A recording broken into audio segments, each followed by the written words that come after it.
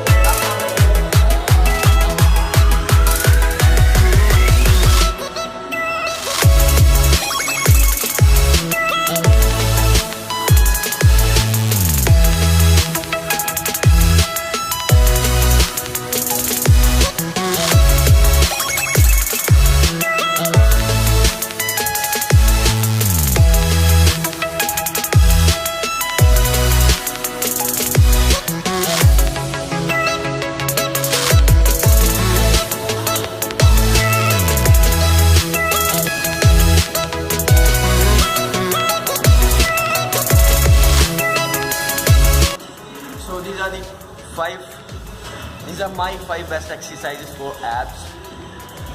और you can see the sweat, not easy, but और ये एक्सरसाइज करने के लिए आपको कभी भी बहाना नहीं होना चाहिए, क्योंकि इसमें कोई भी इक्विपमेंट नहीं चाहिए। आप बेड पे लेटे हो, बेड पे लेटे लेटे कर सकते हो। So I think this was it for this video. And यार अगर कुछ सीखने को मिला हो तो प्लीज़ लाइक और subscribe to your desi boy. So Let's see you in the next video. I'm an icon, man. And my girl about a 10. I should fuck her in the Benz.